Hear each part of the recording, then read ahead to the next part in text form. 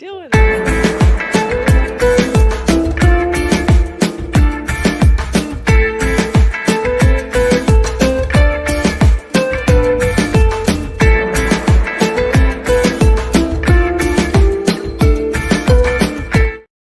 Hey everyone, welcome to Sideline Banter, brought to you by Women of Fantasy Football. I am Sam Holt, and Derek Tate is on vacation this week, so I'm very grateful to have my good friend Laquan Jones joining me as my guest. LQ, I gotta get through your whole intro before people know exactly who you are. So give me the 5 or 10 minutes I need to read through this entire list of the amazing things that you do. 5 to 10 minutes is crazy. I can go longer. There's so many things that you do. I have to give it all of the due credit because you're a hardworking man, and I want to give you your dues. You are an editorial and researcher for Good Morning Football with now ESPN, fantasy analyst and video content manager at FTN. You can find him on SiriusXM Fantasy with FTN Fantasy Show, and you host the Rams podcast with the Sick Podcast. I mean, I think you must have. I honestly think you do more because you probably just ran into a character limit on X. I did. Yes, I love that I called that. I also have a wrestling podcast called The Wrestling Streets that you can find on the YouTube channels and Instagram as well. The @ on TikTok is The Wrestling Streets. But yes, that is another thing I couldn't fit in the bio, but there'll be more. You're just such an overachiever. This is why we're friends. This is why we get along. Well, guys, we're going to be talking about several things, including, of course, talking about the Rams, because I can't have LQ on and not talk about the Rams. But we're going to be getting into ADP tiers, and specifically, we're going to talk running backs this week. But if you have other questions, please throw them in the chat. We are live, so we will make sure we get to those as quickly as possible. But first, I want to talk about news right off the bat. We got this Brendan Sorsby news right off the bat, including they will not be doing a supplemental draft for him. So sorry. We've got off the field issues. We got other things. And now you're going to add yourself to the stacked draft class for 2027. How do you feel like this news hits for him? I think for myself, when I saw this, I was like, I hope he stays active this season, joins the UFL, CFL, just gets himself somewhere so he doesn't get lost in the fray, because this is already such a stacked class. And I think for myself, off-season, like off-the-field issues are a huge thing, and you at least want to show that you can still ball and people don't forget about you. Absolutely. I mean, when you first hear the news, it's like, that's funny. The NFL said, oh, you're not going to use me as your get out of jail free card. So they kind of just like, oh, bet, watch this. Nope, you ain't coming because there's no draft. And again, it's up to the NFL to actually, hold the draft, not hold the draft. But like his attorney, his, team trying to get him into the supplemental draft, it was kind of like, all right, screw the NCAA, I'm a gambler. And he took zero accountability, from what the NFL has basically said in their very long letter that they sent him, basically denying him having, eligibility to even go into this year's draft. So it's like 2027 is the goal. And I think, honestly, like you said, he needs to train. He needs to get somewhere to stay active. And I would say, like, Canada would be the move, or the UFL, like you said. But, like, at the end of the day, it's like, there's a stacked class next year. So, like, who knows where he sits in the rankings, how teams feel about him. I know teams actually did want him, though. Like, when the supplemental draft was actually, like, a thing and thought that it was happening, like, there was teams definitely interested. So it's one of those things now that it's like, well, you got a gambling problem. You took zero accountability. What's the next step? This is probably not the last time we're going to hear about this. Oh, no. We've got plenty of off-season, and we've got plenty of moments where I'm sure teams are going to look as quarterback hungry as we know they are going into this season. And he's going to be a talk of a lot of situations where it's like, well, he's out there, but they can't do anything about it. His name's going to climb up and down the draft boards because of those off-the-field issues with the gambling. And looking at a way too early mock on fantasylife.com, he's also still projected to go in the first round, but this could change any day. I mean, right now they haven't projected it going 12th in the first round to the Vikings, who are currently dealing with a question as, is it going to be Kyler Murray, likely going to start over J.J. McCarthy? But if Murray's not the answer, then the Vikings are absolutely in the conversation for a quarterback. There's so many teams that are in the conversation for quarterback right now. His name's not going to go away. But I am curious in terms of this feedback essentially that we got from the NFL, and like, no, we're not going to be, to use your words, your get out of jail free card moment here. We saw, and this is very different, but I kind of want to bring it up.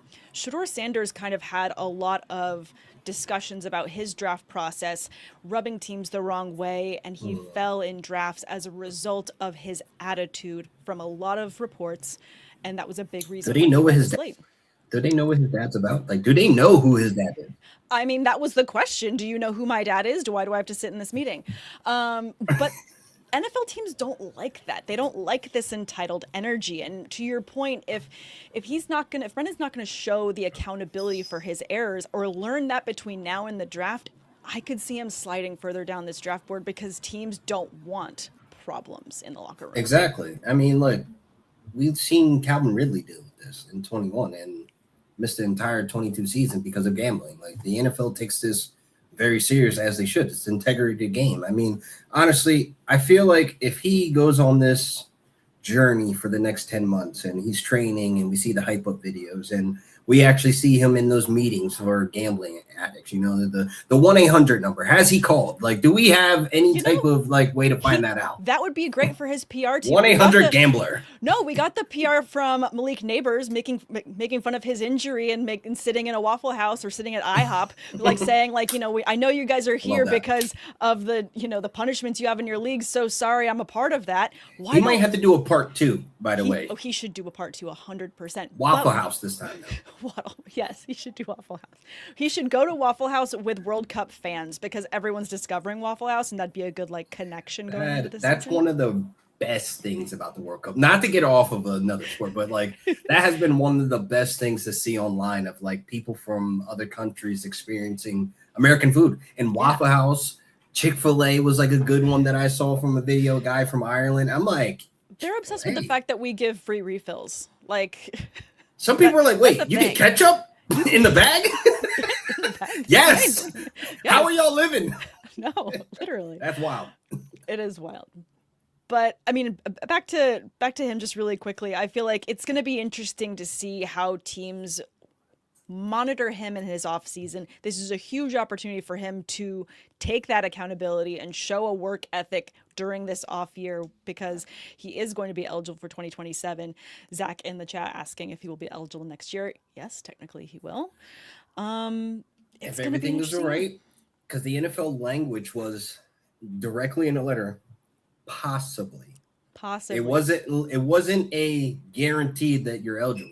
Mm-hmm. And he can't get signed like right now from a team because he was never technically eligible or in the 2026 draft. So it's this limbo space where he's sitting where 27 is not even a guarantee on the table. He gets eligible to be drafted. So it's a process that's going to play out for the next 10 months that we're all going to be watching. And I'm sure every GM and all the NFL teams will be watching too. But this is his time now to show like, okay, I'm going to lock in. I'm going to train for these next 10 months. And I'm going to go to these 1-800 gambler meetings. You know, I'm going to check in every now and then. Like, I have a problem. I don't know how you take accountability on a gambling addict, honestly. Like, that's not my field or understanding. I've never met a gambling addict. I'm probably sure I know some, but they're not publicly out there saying I have an addiction. You know? Yeah. I mean, to your point, this could be a really great opportunity for him to make a platform for himself and to just own it. But I don't know. I would love to see him do something because accountability is so rare in this day and age. But anyways, let's leave him to the side. Let's talk about the other piece of news that just came out today, which is Kyle Pitts getting a deal with the Falcons. 3 years, $54 million. So to take account, the Falcons have now given a deal to Kyle Pitts. They've given a deal to Drake London, 4 years, $141.05 million. Big bag. Big bags. Bijan Robinson's got to be next, and you and I are talking running backs. So how much do you think the market is for Bijan, and how much does he have a drive to show that how he needs to be paid that money this season? It's whatever shoe drops first with Gibbs, because that's literally going to be the bar. Because it's like this year for both of them, it's one of those years where it's like, okay, I'm going to show you I'm generational. I'm going to show you I can handle the full workload. That's why you have Dan Campbell kind of buying the stock in Gibbs that he could be our all-around back, our guy. And then you have Bijan where, honestly, I think Bijan can have over 100 catches this year because, honestly, the quarterback position is a huge question mark. And I think looking at Bijan and what he should hit the market, he should be paid. He should be in that upper tier of payment, but like you still have the CMCs of the world. You still have Saquon's. Like he could be in that high like marker where average per year we're like, yo, this is new money. Like this is the new generation of running backs that have come behind the Todd Gurley's, the Zekes, and the CMCs of the world, to Derrick Henry's, you know? And I think we're starting to see that kind of mold with some of these running backs, but Bijan and Gibbs are definitely I would say they're the bar right now of like whoever gets paid first, because you're not going to give them a Travis Etienne or Kyron type of contract or Breece Hall contract. You're going to pay them like they're the dude. So I think Bijan, he'll be locked up. They got all their attention now. The Bijan being that Drake London and Kyle Pitts are locked up for the next X amount of years. Yeah, no, I think that they are. Let's go ahead and just jump right into our tiers then, because in terms of tiers and how you're ranking running backs going into this year's redraft leagues, and I'm going to be going through a lot of super flex, so I've got everything set to super flex right now, despite the fact that we're talking running backs. That being said, tier 1 is still Gibbs, Bijan Robinson, and Christian McCaffrey. So they're a tier of 3 on their own. Do you kind of have them in that 1, 2, 3 with Gibbs being the one for you, or how would you mix up that triple threat? Well, firstly, I have 4 in the tier 1. You have 4. Personally. Who's your 4th? Jonathan Taylor, Big Jersey. Sure. I think when it comes to who's 1, it doesn't matter. If it's Gibbs, it's Bijan, there's no wrong answer. But when you get to 3 and 4, there could be a conversation among other running backs that can leap into that tier, you know, once it's all said and done. Like we're talking about Genty who could jump into that tier, right? This is possibly a huge year for Marion Hampton, a Saquon Barkley bounce back. So like when I look at the tier 1s of this season, like I don't want to pay attention to order there. You know what I mean? Okay. Like that's just, you can grab whoever there and you should be fine as an elite workhorse pass catching type of back, because when you look at all 4 of these backs that I mentioned, Bijan, like I said, he can catch over 100 balls this year. I think honestly, looking at Jonathan Taylor, his receiving work is very underrated and under the radar. And when you have a Daniel Jones coming back from an Achilles tear, who wasn't running much last season, by the way, there's going to be a lot of check down opportunities. There's going to be a lot of opportunities where Jonathan Taylor ends up being the second or third option behind the Tyler Warren, because Alec Pierce also dealing with an injury. He's going to be slow back into camp, and we don't know what he looks like in the first half of the season. So I think Jonathan Taylor, he gets pushed up there in PPR leagues, being that he can catch, 60, 65 balls this season just based on the workload and what's going to be put on his back earlier in the season with Daniel Jones, Alec Pierce all banged up. I think that's fair, but I think for that reason, are you not at all nervous about Jonathan Taylor having to take all of that workload so early? I mean, I understand the argument that he can easily jump into that top 1 tier. Yeah. But I think for myself, obviously looking at his rushing touchdowns last year, immense. 18 rushing touchdowns, 1,585 rushing yards. You love that. You love the receiving that he gets as well. I mean, he's got a solid amount of touchdowns as well. These are all great numbers. I think I'm just a little bit concerned about the number of injuries that the Colts have going into this season. Yeah. And when you compare them to other teams that are bolstering up on multiple sides of the ball, not as heavy-handed in terms of the moves that they've made by comparison to other teams. No, that's look, I have no pushback on that, because JT himself has a lot of injuries, that he piled up. Sure. But I would say it's an important year for JT. It's a contract year. And he's already said publicly he wants to be a Colt forever. And I think they honestly love him there. I think that he has shown improved, even with the back end of last season, the season before that, actually, where he was banged up, he still finished strong. Like he was one of the best running backs on the back end of the 2024, fantasy playoffs. And then you look at last year, 18 touchdowns. And I think we honestly look at Jonathan Taylor, he is in that tier with the Bijans in terms of breakaway speed, in terms of he can house it from 60 yards. He can house it anywhere on the field. And people overlook that just because these last couple of years, he's kind of dealt with some injuries. It's kind of slowed down. There's been up and down production between the quarterback and Anthony Richardson. And then you have Daniel Jones in-house now, where it's like he's banged up. And I'm a huge believer of Riley Leonard. I'm not going to go on a Riley Leonard, hype train on this because we're talking running backs, but I'm just saying that could be a huge help for Jonathan Taylor as well if this offense can get, on and popping. Absolutely. And I mean, I don't want to say that they haven't done nothing. There's a lot that I love about Carly Ursay and how she's been managing the team, having been very public and very transparent about the She got swag. He got swag. The swag is amazing. That's crazy. The vault of her wardrobe needs to be studied because she just hits on so many levels every single game, every single practice.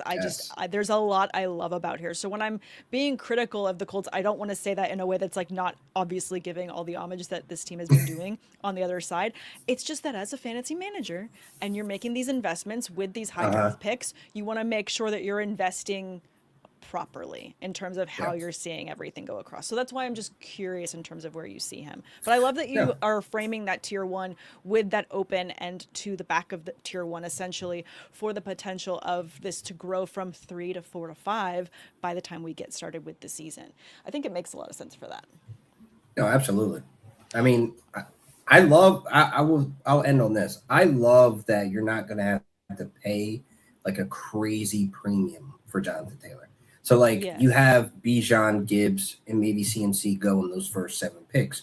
Mm-hmm. As in the back end, if you're sitting probably at let's say the 109, JT might fall there to you, and you still get an elite workhorse running back with no competition behind him. So, I think if that's your strategy to go running back in the first round, then cool. You're not paying, top tier premium. You might even fall to the back end of the first round and maybe be on the turn. I've seen James Cook fall there, Saquon Barkley, Derrick Henry. He falls in that bag of guys that end up falling on that turn where it's like, oh, of course, no brainer. Thank you. See, I think it's just helpful for me knowing that I'm going to be drafting with you for Scott Fishbowl Live in LA, where you're going to be taking your first running back. And I mean, not to be selfish, because I feel like we're friends and I love having you on a show that I'm doing, but who are you taking? I'm not telling you. Why would I tell you? Absolutely not. You guys let me get Puka Nacua and Jamar Chase last year. So I plan on keeping somewhat of the same formula of dominating this league. So that's as much as I'm giving you right now. Remind me, did you win? Next question. Okay, next question. Let's go to tier 2. Guys, if you're tuning in live, thank you so much for tuning in to me and my good friend Laquan Jones, who does everything. If you missed my 10-minute intro, he does everything. Check out his bio on X so you can make sure you 10 seconds. Don't miss any of the good content he's creating. We're talking running back tiers. If you have questions, please throw them in the chat. Let's jump to tier 2, which has that. You already mentioned James Cook. You've talked about Saquon Barkley. This could be a bounce back year for him. I think players like Ashton Genty and Devon Achane are really interesting to me in this second tier of running back. Because one, we know that Achane is the offense for the Miami Dolphins. He is the workhorse. If you're going to have any Miami Dolphins on your team, it's going to be him and probably nobody else. Just from a quick lens and perspective on how you're building your teams. But Genty's really interesting this year just because of the moves that the Raiders have made to create a path for success for him.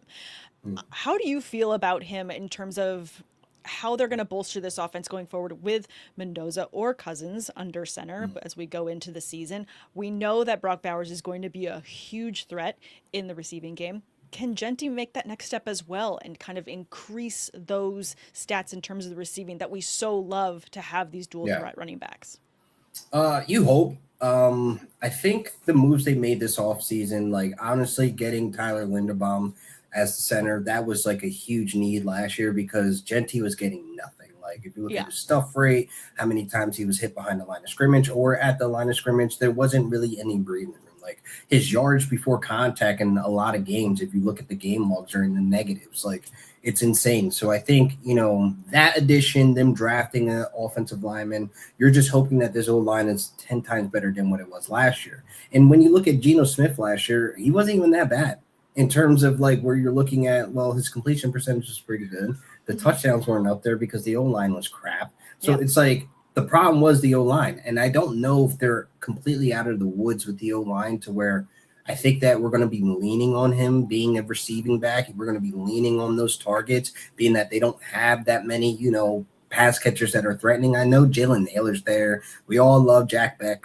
We all love Trey Tucker for what he is. And then there's Deontay Thornton that, hasn't really come, as a household name yet. So there's a lot of guys that were just like, they're guys, but then you look at Brock Bowers, if he goes down, then what? Like we're back to square one. If it's Mendoza, if it's Kirk Cousins. And it's like, I'm just a little hesitant in how many shares I will have a Gentry. I'm not putting him up and reaching and saying, oh, yeah, this is the year he's going to be, a top 3 back. I mean, the possibility is obviously there with Clint Kubiak on the sticks, but we're still looking at the red flags that we were looking at last offseason. And this is where people were making a mistake and drafting him in the first 5 picks because generational talent, because of college highlight tapes. You know how I feel about that. Yeah. I mean, here's the thing.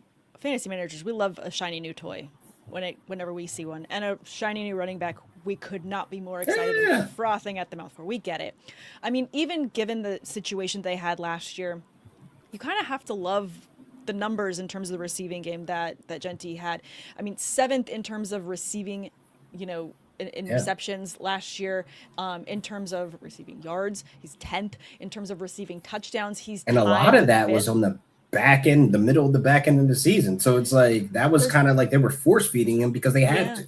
Because they had to. I mean, and obviously, when you look at receiving running backs, Christian McCaffrey is the king of this category. But considering how poor the play was for the Raiders as a big chunk of the season, to your point, it's like that. If this is the bottom, we got to be ascending, right? He has to be ascending going into this next season. Ascending. Yes, ascending. We're hoping. That's why, like, I can't give a hard, like, in stone take, and it's only middle of June. Like, I need to see. This is what the people want. They want to know where you're planting your flag. I'm not drafting today, unless it's best ball. I'm not drafting today, which is, thank God, because like at the end of the day, like I need to see how training camp goes. I need to see what the beat writers are saying. I need to see what the fantasy streets are saying. I need to see what the coaching staff is saying. I need to see what Gentry's saying himself. Does he feel like this is an offensive line that's going to actually block? Like I know he's a home run hitter. I know he can participate in the passing game. These are all great things, but where are the touchdowns? Yeah. Where are the touchdown opportunities? I think that you kind of said it earlier with the addition of a player like Linderbaum to this. It's only one guy. Line. It's one guy, but he's a big guy. I remember when he got drafted by the Ravens, and I was livid as a Steelers fan because I was like, he is an incredible talent at the position. When you get players like that I think can help bring harmony to a line, he's going to do a lot of that for this Raiders offense. And I think there should be a lot of hype behind it. There is definitely a lot of hype and a good positive vibe that I'm feeling from Raiders camp, at least as of right now. There's a lot of positive energy. They've obviously gone out and made a lot of moves. They've made a lot of additions to this team in a way that I think should not only give Raiders fans something to be excited about because it's off season. Raiders fans are always excited, but it should give fantasy managers something to be excited about as well. Absolutely. I agree. Yeah. All right. Let's talk about a few more running backs because they're the fun ones to talk about. We talk about Gentry. How do you feel like this is a bounce back year for Barkley? Because the year that they went and won the Super Bowl, he obviously had an astronomical season, was hurdling players backwards, forwards, every single way. He was absolutely insane. And then last year was a little bit of a disappointment. I mean, in terms of what the potential we had from him the year before. So it's a lot of football. Lots of changes with the Eagles. Obviously, A.J. Brown no longer being there. They've got Mekhi Lemon. They went and sniped him from my Steelers, which was a lovely, fun moment. But I'm sure you love that. Oh, it was fantastic. It was more so reason to be a Rams fan, but we'll say that. I don't cry very often, but I remember the last time I cried. It was draft night. Anyways, though, talking about Barkley in terms of where you could see him, I'm curious to see as people start posting their draft boards as we get into draft season, where he's going in drafts, because there's going to be, I feel like some people that are buyer beware. And then I could also see him coming back with a little bit of a spike. So I'm curious to see where you would put him in terms of this second tier running back. I would say this will probably be the cheapest you'll be able to get Saquon Barkley. Interesting. Because like he's living in the second round. Yes. Right. And I think that last year was a lot on the plate, but this year there's a new offensive coordinator, Sean Mannion. And we already know that he's going to install an offense that's similar to a Sean McVay, being that he was his backup quarterback and you spent time with him. Right. So it's like you already have Saquon Barkley saying in public, like, Hey, I called Todd Gurley to kind of ask him, like, how is it playing in the Sean McVay type of offense? And when you hear things like that, I'm like, huh, Light bulb okay. moment. Light bulb, ding. And then we know Yes. Saquon is phenomenal in the passing game. Like, if you go back to the Giants days, like, this is what I'm talking about in the bounce back era where it's like, okay, you lose A.J. Brown. A lot of those targets were, like, put on the table for him. Now you have to disperse them. Eli Stowers needs to get involved. Dallas Goedert's obviously going to be a part of that. But I think Saquon is above those guys in terms of the target share. So I think obviously Devontae Smith is now their one, but he's going to also need more distractions because he's going to be seeing the CB1s now. He's going to be seeing double coverage. So obviously this leaves the underneath with Saquon, Eli Stowers, which is basically a big body wide receiver, by the way. So I think a lot of people are sleeping on him, Dallas Goedert, and then obviously Mekhi Lemon coming along. So I don't think that Mekhi Lemon, to me personally, is somebody that I would hang my hat on in redraft to where, again, we put a lot of pressure on these rookies. I'm not saying that you're going to fade him, but if it comes outside and when it's August and his ADP starts creeping to new heights where it's like, I get he's the wide receiver too, but is he the second option in the offense, ladies and gentlemen? Probably not. Probably not. I love that you're saying it in this way because this has kind of been my feeling as well about Mekhi Lemon. And those that have been saying that with A.J. Brown, as soon as he vacated, we have this immediate wide receiver 2 talent. He's going to be getting all these targets. I heavily disagree because in terms of the way of his style of play being kind of similar to Devonta Smith in a lot of different ways, they need variety and versatility, and feeding a good chunk of those targets vacated by A.J. Brown to Saquon Barkley makes so much more sense to me to bring more balance to this offense and to start feeding him in a way that's going to get this offense moving forward. In terms of when Barkley's out there and available, his ability to juke, run, again, jump over players, his ability to get separation with the ball after the catch is insane. So to not use him in that way doesn't make sense to me. So I think it's not just, again, it's not putting too much on Lemon. He's a rookie. I think by the end of the season, we're going to see him closer to the wide receiver, or just, I would say, receiving numbers being around that 3-4 category. Because to your point, I agree. I love Stowers, as this is likely going to be, Goddard's either last season or we'll see because he's got one more year left on the contract. We need to see some more versatility brought into the tight end position. And obviously Smith is still going to eat too. So I feel like by the end of this, we're going to be seeing a lot higher number receptions for Barkley, which is also why for me, I'm not fading him, and I'm really curious to see where he goes in drafts because he might be someone that I'm actually targeting this year. Absolutely. Especially if I can get him on that turn. Because, I like going wide receiver, running back. That is not a Scott Fishbowl strategy league. I'm just saying that's usually what I would do if Saquon Barkley is there. Just saying. Wait, I'm just going to grab a pen so I know when you're taking him.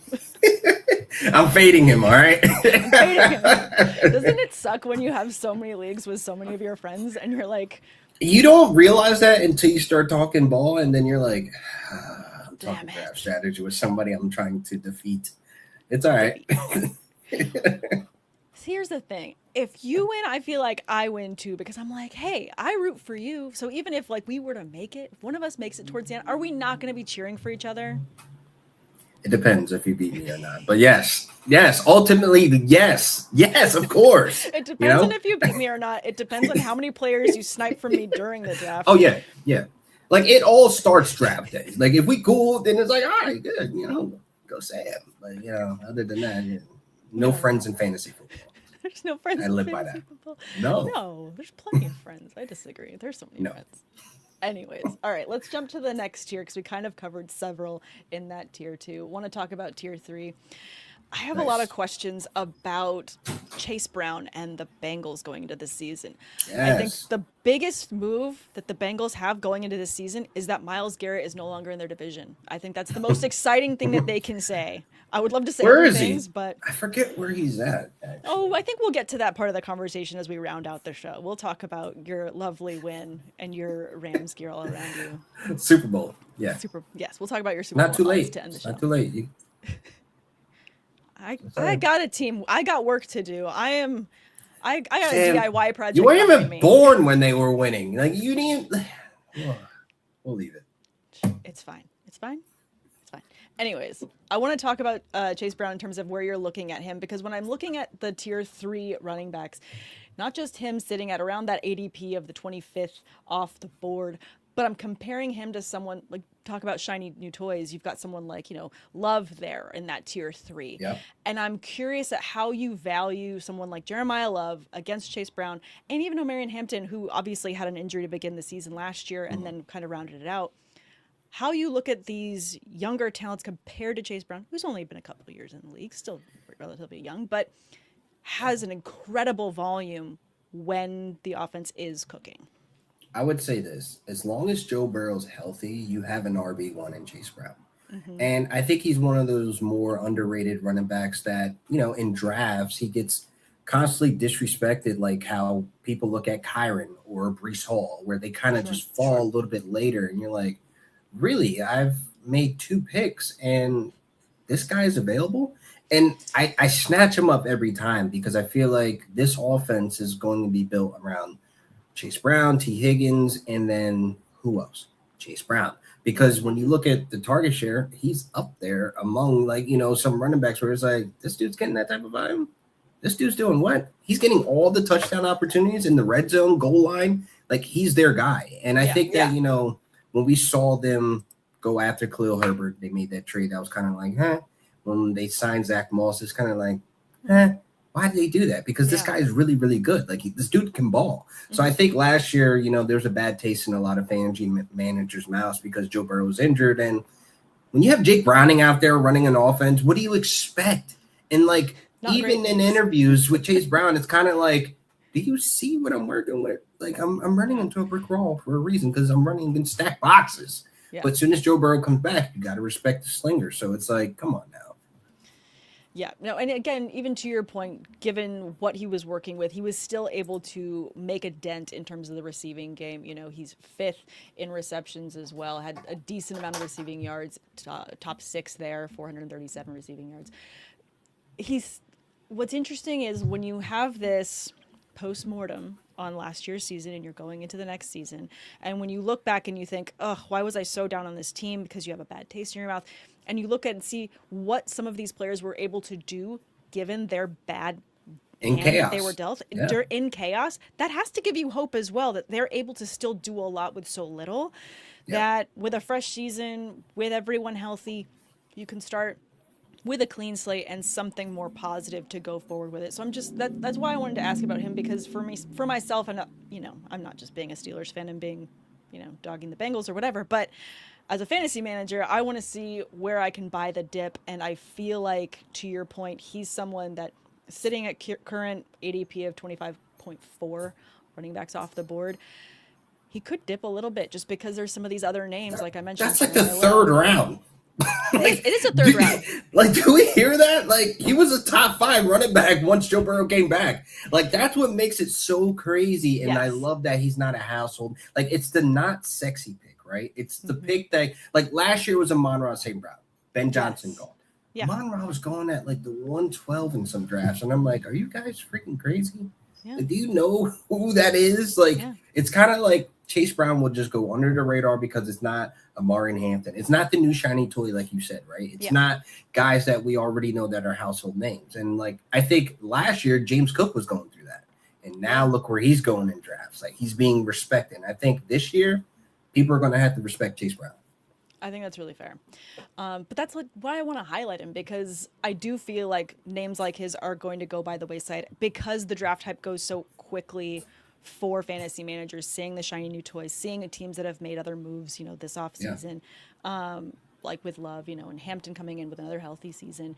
I just feel like that's going to be an interesting move. I want to talk about the next running back I want to talk about is Travis Etienne, because we got to say it correctly. I was about to say, you almost got caught. I almost did. Did you hear me stutter? Yeah. I was like, rewind, say it properly. Bit your tongue. New home with the Saints. Yeah. Really curious to hear your take on the Saints going into this season, because I feel like last year I was very, very low. And with Tyler Shuck, I want to get excited again.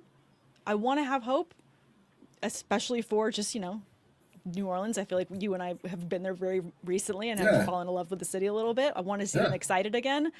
Can they get excited about Travis there in this offense? I feel like the issue isn't the actual offense for why I'm a little hesitant on Travis Etienne. It's Alvin Kamara still there. And I think he's going to be more involved than we would actually like. Than fantasy. And I think, and I like right now where I have him ranked, it's kind of like smack dab right next to DeAndre Swift.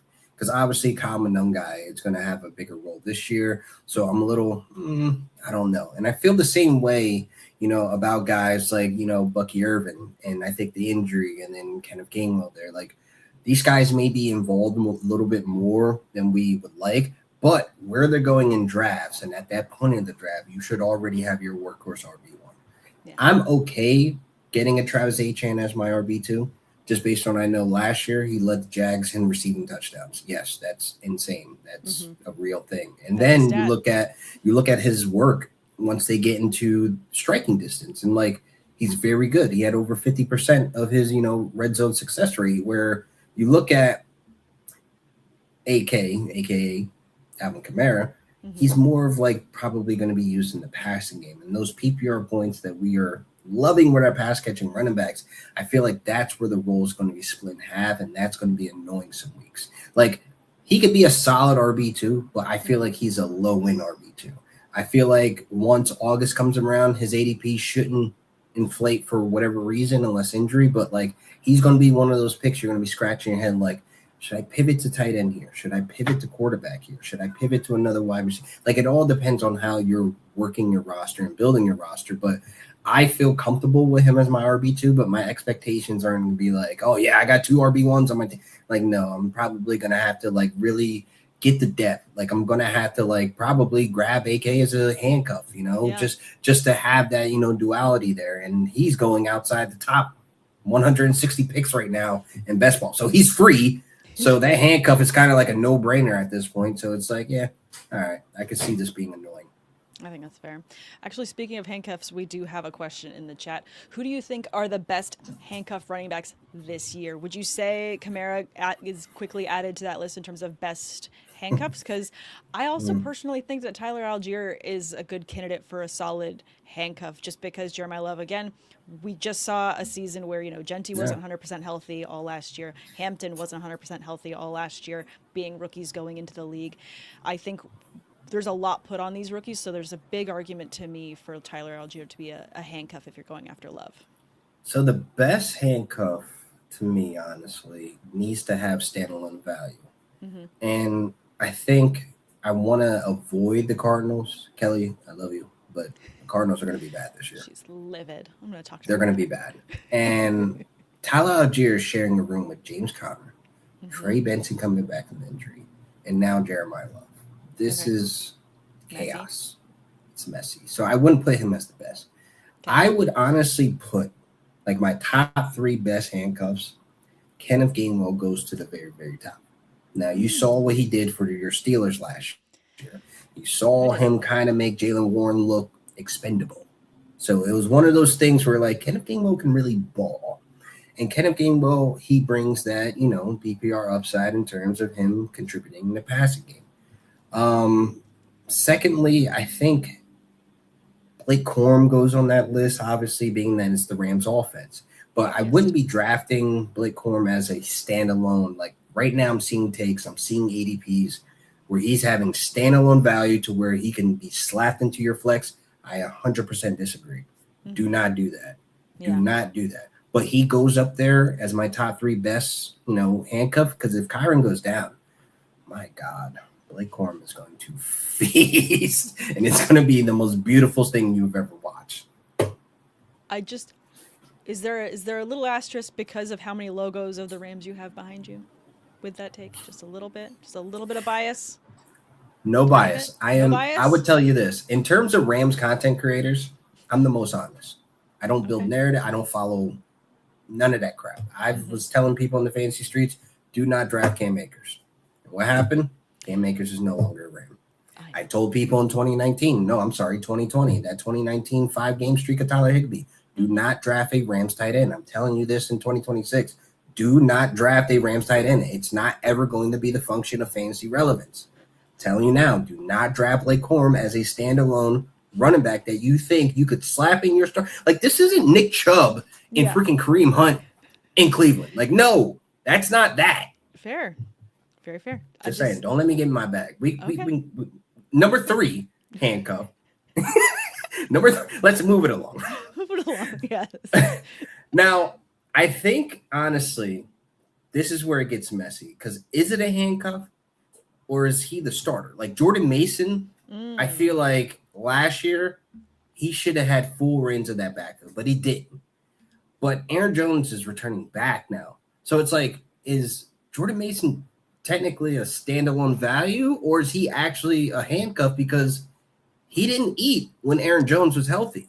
Yeah. You see what I'm saying? No. So I don't know what it is this year, but I think he's on that list as like one of the top handcuffs because he has starting ability. He's shown himself years with the 49ers that he could pick the ball up and run with it. And I feel like, when Christian McCaffrey went down, we were starting Jordan Mason without hesitation. Oh, yeah. There was zero hesitation. You were excited that you even managed to grab him off the waiver wires when you did because, I mean, in terms I drafted of how... him.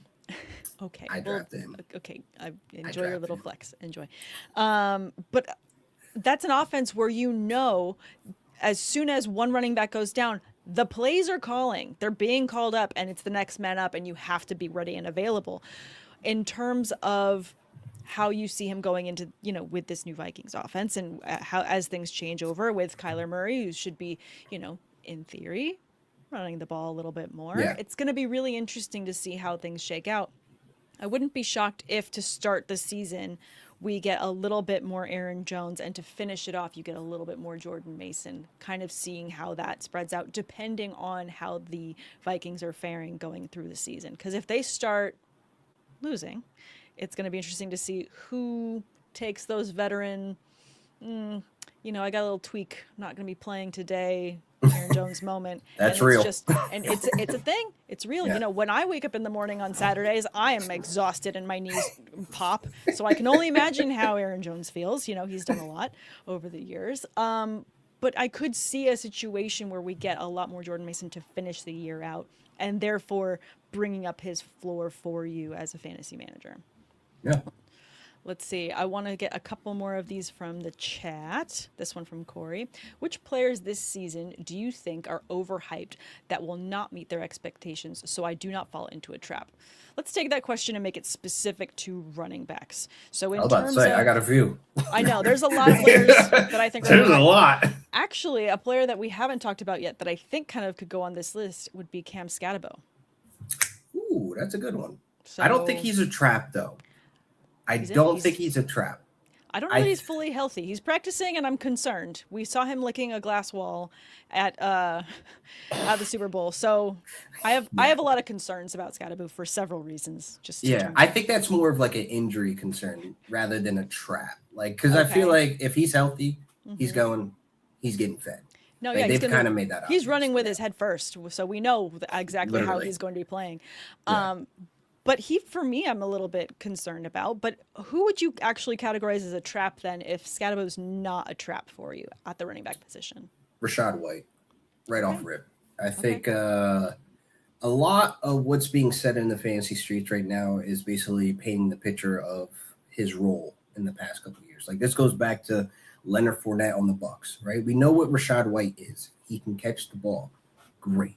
But the biggest concern is now – the Commanders are David Blau's trying to get Ja'Cory Cross-Camara, a.k.a. Bill, more involved in the passing game. And Dan Quinn just spoke about this, is that, they're putting him on kick return. They're putting him on, punt return. And they're just having him kind of just do a little bit of everything. And I think that they really like Bill because, honestly, last year it was a headache trying to figure out, Bill or Chris Rodriguez Jr. I think there's more clarity this year. Even though they paid Rachaad White has not been great on the ground. That's one thing that has been fact. Less than 4 yards per carry for his entire career. So it's like when you look at Bill, he led the league, first of all, in outside zone yards per carry with 8.1 yards per carry. 8.1 yards per carry. That's 8 yards a clip every time that's they ran that scheme. He was gone. Yep. There's no way in heck they're going to look at Rashad White like, hey, can you do this? No, you're going to sit on the sideline while Bill's catching passes out of the backfield, while Bill's in red zone duty, while Bill is on early down and on third down. Like, it's one of those things that, yes, following the money can be real, but follow the talent. Yeah. Becomes first priority. Like, I don't care about the money because, again, we see guys get paid big bags, low bags, middle bags that shouldn't be getting the bag at all, but here we are. But in fantasy, I think he's one of the biggest traps, and he's the biggest riser right now on people's boards just because people keep echo chambering his name, where it's like, this dude's not a great running back. He's a great pass catcher, he's a great run block, like a pass blocker, but come on now, we're talking about every week starters.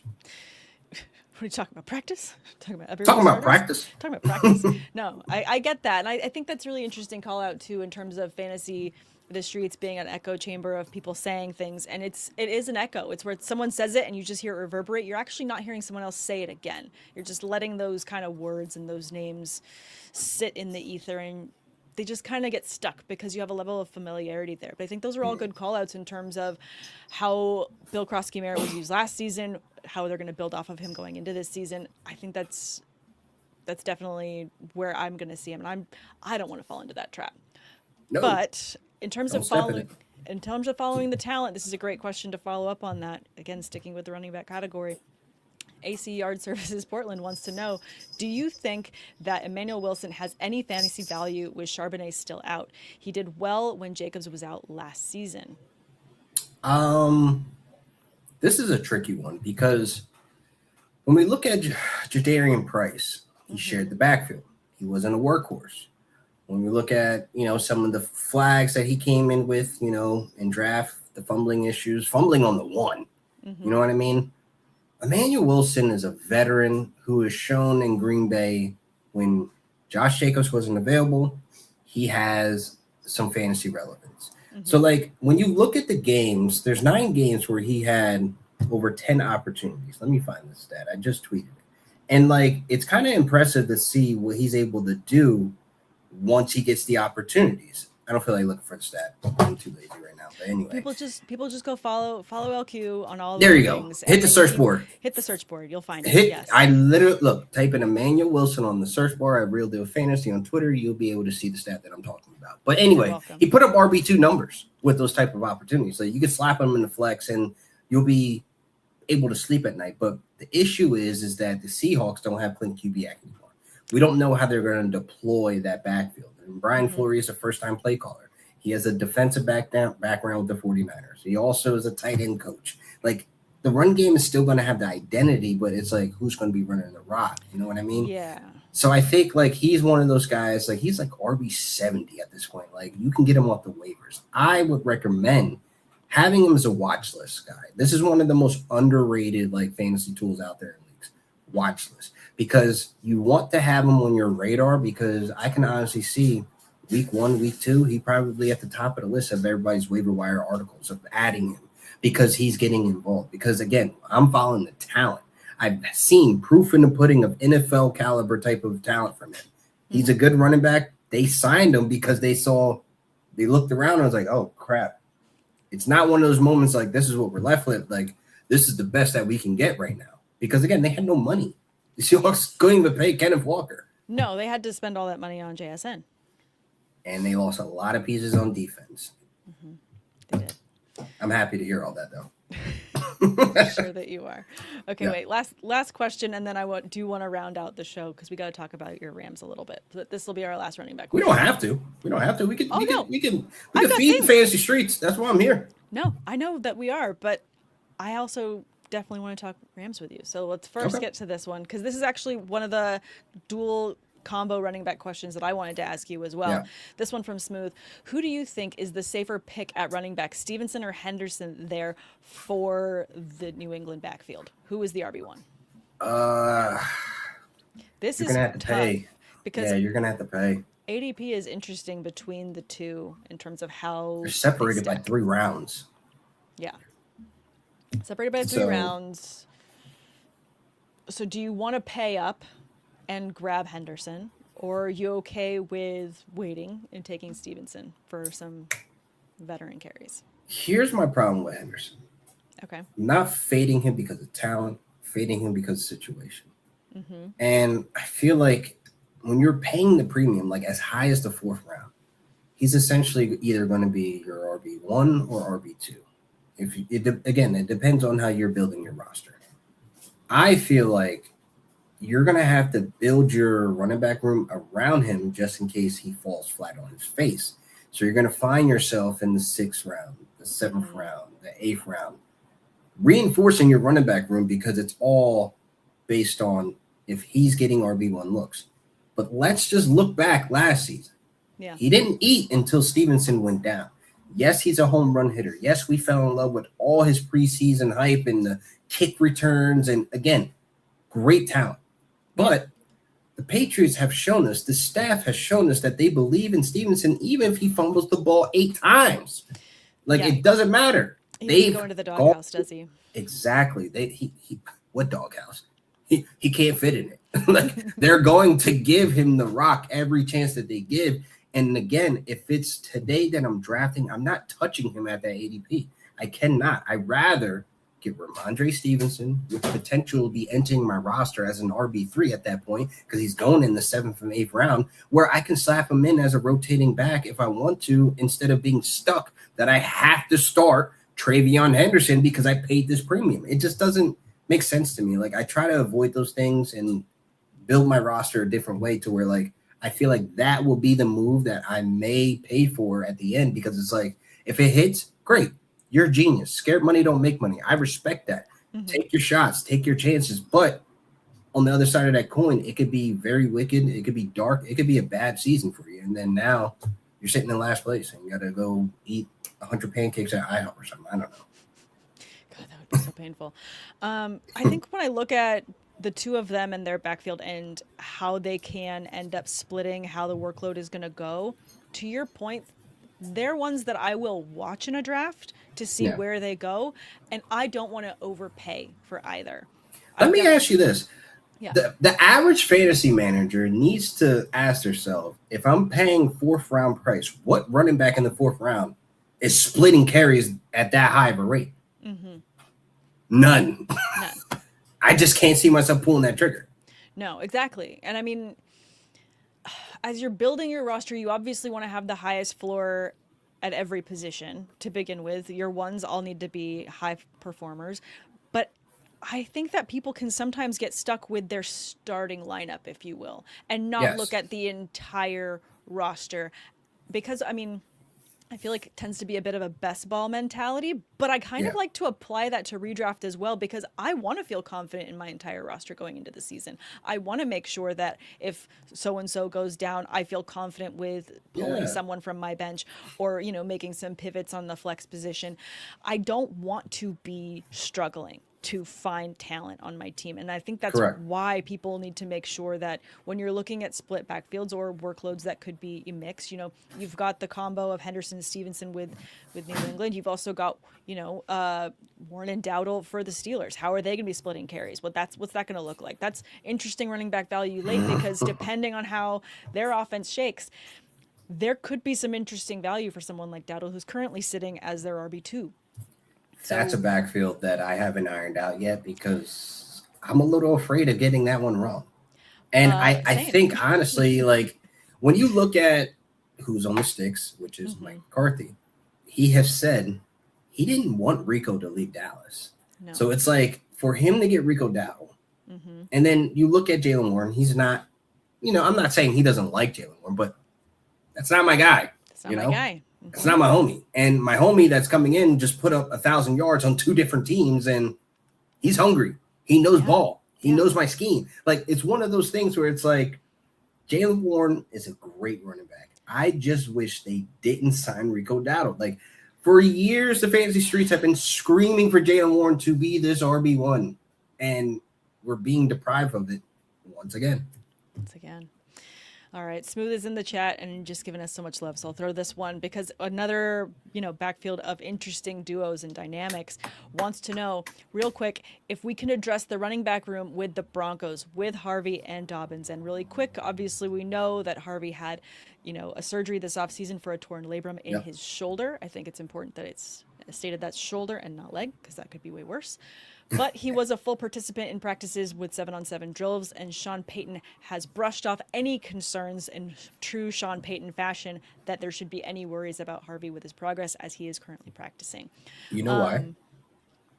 Why? Because Sean Payton's going to design plays to put him in space where he's not going to be touched. He's going to be in the end zone. Like, that's why I love about RJ He's Harvey. got space because no one's going to be around him. And any of the plays that I call for him, he's going to have space. Exactly. I think that backfield's interesting, though, because they have two separate roles. And if we know Sean Payton, we can't trust him. Like, I call him the new Fantasy Streets boogeyman. But he gave play calling to Davis Webb, which I find interesting because it's like, can we trust you, Mr. Webb? Are you going to be micromanaged by Sean Payton of how this running back rotation, is deployed week to week? Like, how is game planning week to week going to be? We know J.K. Dobbins is their RB1, but he is the 1A, and I think Harvey is the 1B. Now, Jonah Coleman, to me, I don't want to get into any of the redraft or, conversation because I'm not drafting. Because I feel like if you're drafting Jonah Coleman, you're expecting Harvey and Dobbins to go down. Yes. The offense is going to run. And the thing is, Sean Payton, like, at least with his rookies, it's like a slow burn. Like, they slowly get involved. Same thing that happened with Harvey. Mm-hmm. So I think, honestly, when you have the two backs in front of Coleman, I wouldn't entertain it for redraft. Watch list. There you go. But for the most part, though, Harvey has flex RB3 bad strapped to him. Regardless of what the ADP says right now, I think Dobbins will catch up. Because Dobbins recently just said, hey, no injuries this year. I'm going to be the top back in the league. And I think he can do that. Because if you go to FTN stats, right, you see that he's top 5 in explosive rate. You're like, JK? But no, he's not running off 60, 70 yarders, but he's getting you chunk yards. And I think what keeps J.K. Dobbins employed is his ability in between the tackles, his vision, his efficiency. Just look at the yards per carry. Like, you're going to be getting first downs with J.K. Dobbins, and that's why his role is so important. So, to finish it out, I love you drafting R.J. Harvey at his ADP. I think that, obviously, like we spoke about, you want to get guys who can hit that ceiling. He can hit that ceiling. Yeah. I like J.K. Dobbins for the safety, the comfortability of, like, I know I don't have to pay RB2, RB1 price for him. He's coming to my roster. He has to, because he's a good football player. Yeah. He's also someone that I can imagine being in the draft room with friends and seeing some people slip on him and maybe think, obviously we've got some different injury history past and, questions with Harvey. Yeah.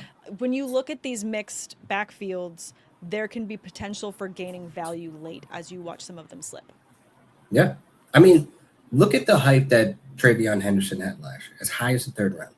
Stevenson was in double digits. And to have the rosters to be able to have him as their RB3, 4, 5, whatever the case may be. Chef kiss, baby. Yeah. No, it's giving that vibe for sure. Yeah. All right. I want to finish this out because we are about at our hour and I want to be thoughtful with your time. You have 1,000 things to do. I want to be considerate of all of the things on your to-do list, LQ. Appreciate it.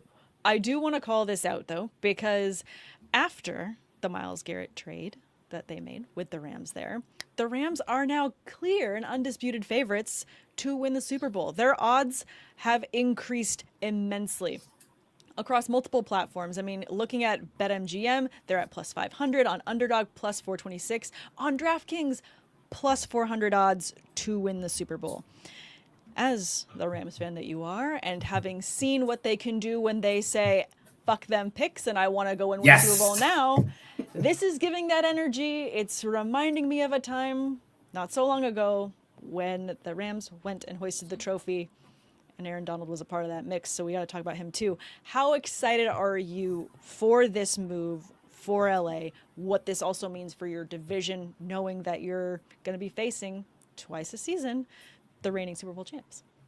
I was extremely excited when that notification hit the phone. I had to pull over and do a reaction. You were driving? I was driving. No. The liability. I was like, hold up. Oh, no. Oh, no. I turned now. So that notification was like epic because I just couldn't believe it. Like, I knew Les was in the kitchen cooking, and like, to know that we have Myles Garrett now, and then with the Trent McDuffie thing, it's like, lock it up. I mean, like, start mapping out the LA Rams Super Bowl parade right now. And I think it's Super Bowl or bust, obviously, with these moves made. Yeah. But I want to say this, like, to me personally, it's not. I know we're going to have this glory for the next couple of years because the reigning MVP, John Matthew Stafford, ain't going nowhere. Like, I feel as though, naming. Yes, that's my guy. Like, if I can get a framed picture back here, I would. But, like, that's my guy. Yeah. And I think when you look at the roster from top to bottom, it's like, how can you not be so excited about this LA team? Like, at the end of the day, like, me being a fan, like, I was in the dark years, like the Mark Bulger. Mark Bulger wasn't bad, but I was there for the Nick Foles, St. Louis years. I was there for the Austin Davises, the Sean Hills of the world. Like, yeah, these are quarterbacks you probably haven't heard their names spoken out loud in many, many years, but those were my guys. That was my team. I ride for them. So to see us hit this height, it's like the most amazing thing to see that this team is going to be competing for a Super Bowl this year. And is it too tinfoil hatty to say that LA just loves to have the attention on themselves when they know they're hosting as well? Because they made these moves when they hosted that last Super Bowl that they won. Sure did. And now they're hosting again, which is going to be crazy. A very large affair. Disney's now involved and everything is going to be big, bright, and shiny in LA. We're also paving the way for LA 2028. So there's going to be a lot of hype in terms of eyes on LA. So do you think that also was in Lesnie's mind where he's like, you know what? I really love writing scripts and I love the storyline in LA, the movie vibes. Is he just prepping the documentary at this point to say like, oh, we're hosting again? Yeah, fuck them picks and get me who I want so we can take the tinfoil hat off because there's still a lot of work to do. Guys need to stay healthy. Marketing takes a lot of time, LQ. I mean, come on. Branding it takes a lot. So listen, I think Les is always in the kitchen trying to make things, cook. And I think this season he heard the fans. There was a lot of concerns about the defense. Mm-hmm. There was a lot of issues with special teams. If you look at the games that we lost, we honestly were just shooting ourselves in the foot in all those games. And I feel like this was the offseason. We had the money. We had the picks. We had everything lined up to where that you have to pull this trigger. Like, you have to get Trent McDuffie. You have to do that because that was the big issue in the secondary. Guys weren't locking down these receivers, giving time for the pass rush to actually work. Now, when you have Jalen Watson, Trent McDuffie, Captain Q back healthy, then you have the ability to let Myles Garrett go insane. He might put up 40 sacks this year. I know he did 23 last year. Double it. Double? Okay, sure. Is that a bet you're placing? Math is off. No, I don't gamble. But listen, no. I would say this, right? Now that Les is planning for the future with Ty Simpson, everybody's saying that this pick is weird. It doesn't make sense. I just want people to understand, one, John Matthew Stafford's not going anywhere. Two, we're planning for the future. We don't want to be like the Seahawks trying to get like Geno Smith and Sam Darnold, which, again, Sam Darnold does have a ring, but we don't want to be them. We don't want to be those guys. We don't want to be the Cardinals dealing with Jacoby Brissett, Gardner Minshew. If Gardner Minshew, again, this ain't hate, but if he's on your roster, your team ain't going nowhere. Like, we don't want to be y'all. No. That's just what I'm saying. Like, I don't want to go the Aaron Rodgers route. Sorry. I don't want to go the Kirk Cousins route. Again, I don't want to go the Russell Wilson route. We are trying to build and develop young talent that, again, it's all about here. I don't think Ty Simpson has it on field yet, but he's learning from Sean McVay. Let's not forget that we added Cliff Kingsbury this offseason. Let's not forget that Matthew Stafford's the guy that he has to watch front and center and get all the advice for. We're going to be building a monster. So when he's ready to go, he'll be ready to go. I think that looking at draft boards this year and seeing who could potentially get Ty Simpson, he was on a short list for me of ending up with a team that was going to have a quarterback whisperer. And McVay is a perfect coach for someone like him, where he doesn't, to your point, have to have that pressure to come out the gate swinging. This is not a team that needs him right away. They need him to learn. They need him to be a student of the game and all of the lovely cliches until they're actually ready to have him. Because the way that McVay has his offense set up, it is plug and play to win when you have those that can carry the ball and that can do the things that he needs them to do. So that's all he needs to do. When will the Rams be that high in the draft again? I don't plan on it. I plan on I mean, they don't have picks for it anyway, so it's going to be fine. Chill out. We got picks. But listen, I'm just saying, like, there's no other opportunity for us to be that high in the draft. So you take a quarterback this year to kind of see if, it plan works out. Yes. And then the argument as well was everyone was going to be quarterback hungry for 2027 draft. So remove that pressure off themselves is a huge move. So they don't even have to make that pick and they don't have to be a part of that frenzy. They can get any of the other immense talents that are going to be available to them that are essentially going to fall to them when you have all of these other teams scrambling at that position later. Yes. Like the Seahawks for years. Oh my gosh. What? Am I wrong? Am I wrong? Years. It's a little bit much. They just won a Super Bowl. Oh, I know it hurts, but you're gonna host a Super Bowl. Your Rams are. I just said multiple outlets have them as the favorite with so many odds in their favor. We were the favorites before we even drafted Ty Simpson. We were the favorites in March. Let's be honest. Am I wrong? After the pick, Super Bowl. It doesn't matter. They were at plus 800 before the Garrett trade. And now they're going to that plus 450, 400. They're going to that plus range. The books need to catch up because before the Ty Simpson, whatever. I don't know gambling language anyway. I'm sure after this, there's going to be those that are listening that are like, all right, we're not high enough. And that's going to swing to plus 200. They're just going to continue to climb the board as we go towards this season. 150. To where it's not even going to be a favorable bet if you were to bet on them. Where you're not going to be making any money. You're just going to be putting your money in to get it right back. So wait, negative 500, right? Is that how that works? Yes. I don't know the language, but if that's how it works, cool. Yeah. It's just as those numbers kind of keep coming back, you're not going to see the bigger return, which is why you want to take the long shot bet on other teams that are much higher or less. The Steelers to win, like mine. This bet could pay off a house. I mean, if they won, let's be honest. This is where the odds are. We don't need to talk about it. Money, ladies and it's gentlemen. Fine. Scared money don't make money. I'm scared. I'm frightened. No, that's not a bet I'm making. A bet that I would prefer, actually, if I'm looking compared, just because the Rams have jumped so far up the board, the Buffalo Bills, I like at that plus 1080 currently on BetMGM. Nice. I do like that in terms of a bet going forward into the season. When you look at other franchises, just really quickly, we just watched the Knicks win and become champions for the NBA, a team that had a franchise that has been desperate for a win for so long. The Bills are a top favorite of a list of teams that are just, they're due. They're due for that moment. So if you can, bias aside, I do like the Bills a lot to be a Super Bowl favorite going into the season, just because there's so many things stacked in their favor. There's other moves that they've made. Josh Allen has always been Josh Allen, and now he's a new dad, so he's got that new dad energy, that positive vibe going into the season. I'm just excited for odds like that. So in terms of bets that I'm liking to make, that's one that I'm excited about. I like the Bills. Line it up. Bills, Rams, Super Bowl February 14th, SoFi Stadium. I love it. I mean, we honestly owe them one because the Super Bowl hangover, week one was embarrassing. I'm glad I didn't go to that game because, boy, that was painful to even sit in my living room to watch. So, yeah, we owe them one. So, yeah, let's get them in the big dance. Let's get them up there. Yeah, right.